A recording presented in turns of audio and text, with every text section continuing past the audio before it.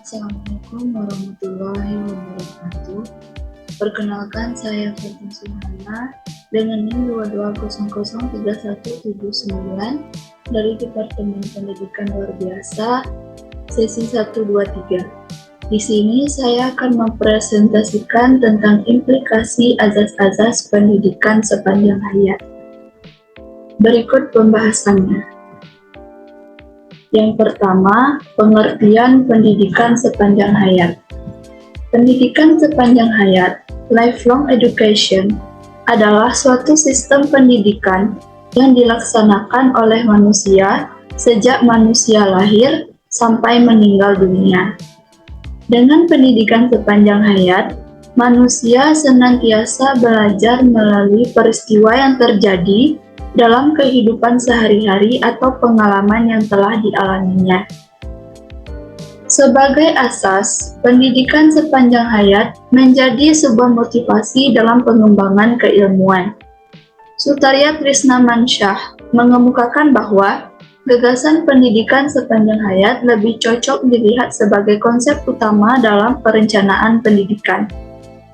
Selanjutnya, dasar pendidikan sepanjang hayat. Ada dasar teoritis dan religius.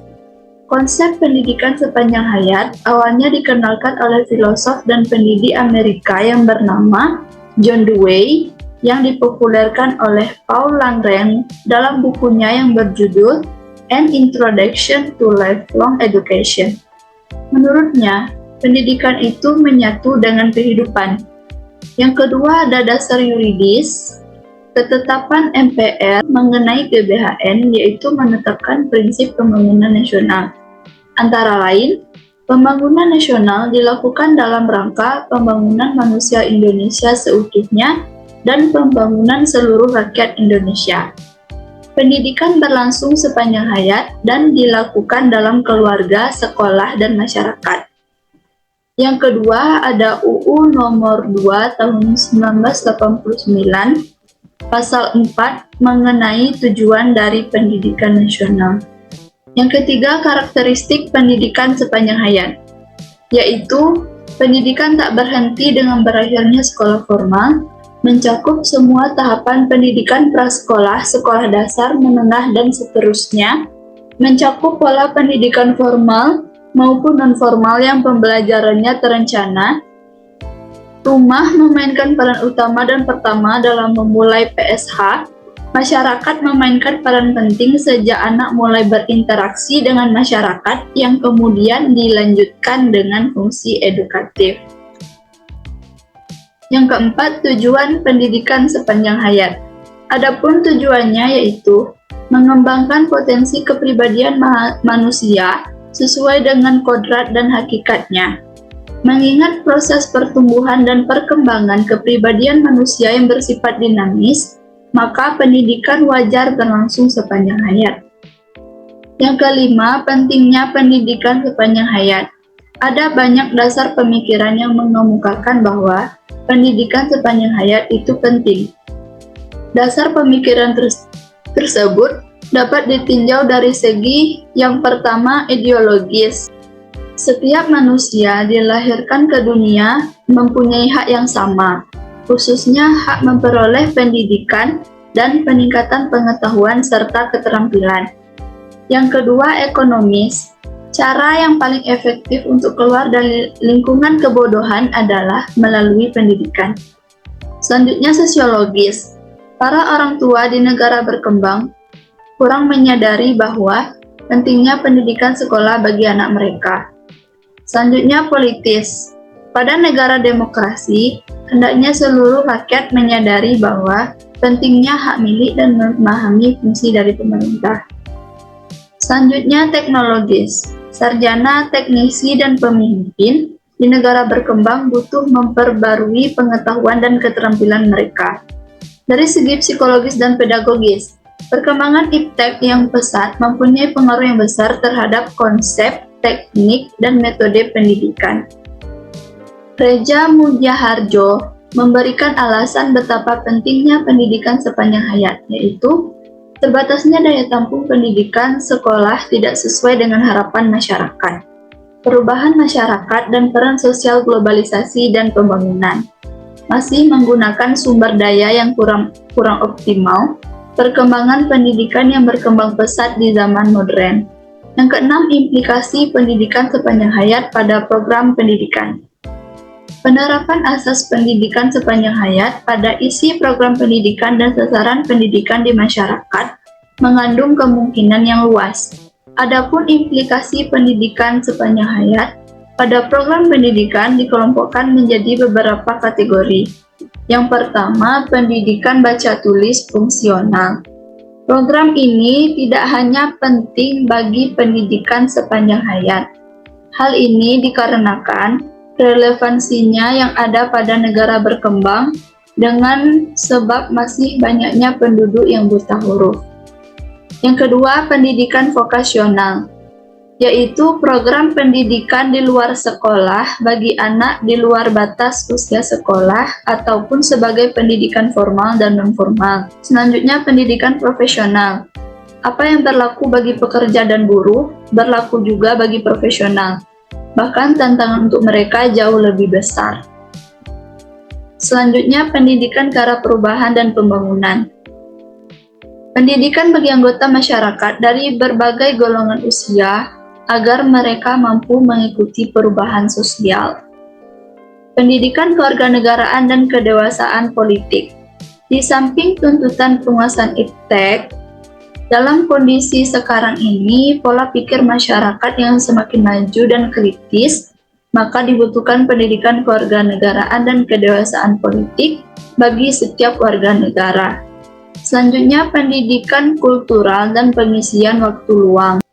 Spesialisasi yang berlebihan dalam masyarakat, bahkan yang sudah dimulai pada usia muda dalam program pendidikan formal di sekolah, menjadikan manusia berpandangan sempit pada bidangnya sendiri, serta buta kekayaan nilai kultural yang terkandung dalam warisan budaya masyarakat sendiri.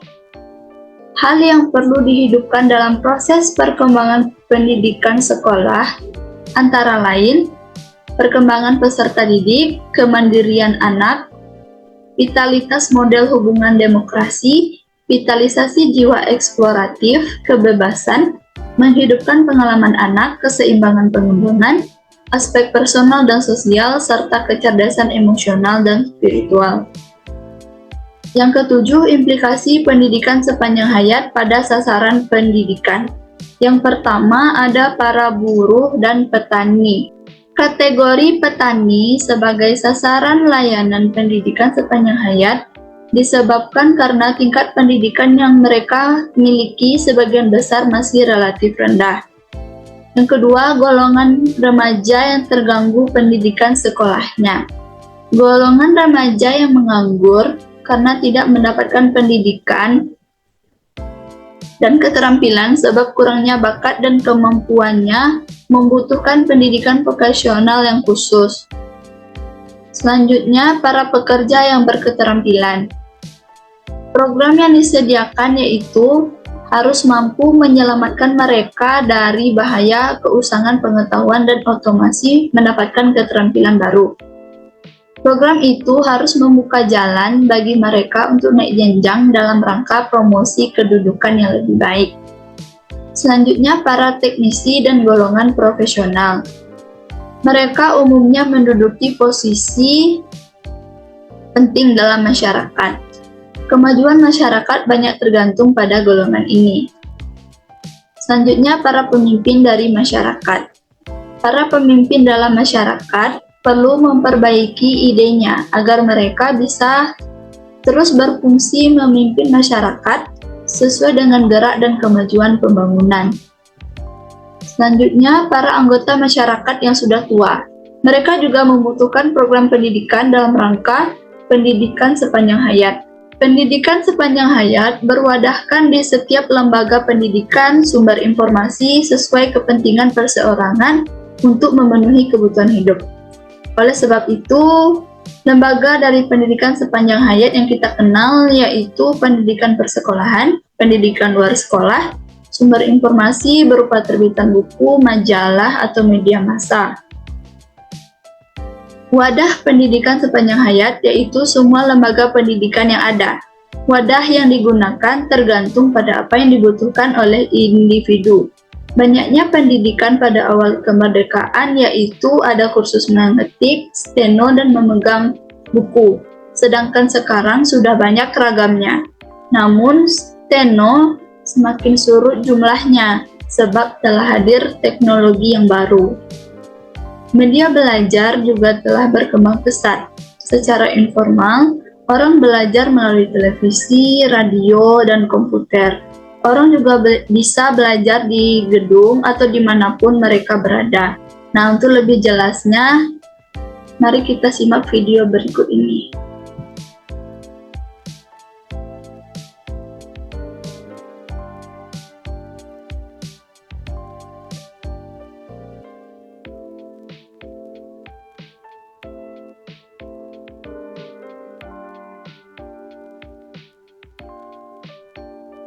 Nah, sudah jelaskan apa itu pendidikan sepanjang hayat. Dengan berakhirnya video ini, maka berakhir juga presentasi saya pada hari ini. Terima kasih. Lebih dan kurang saya mohon maaf. Saya tutup dengan Assalamualaikum warahmatullahi wabarakatuh.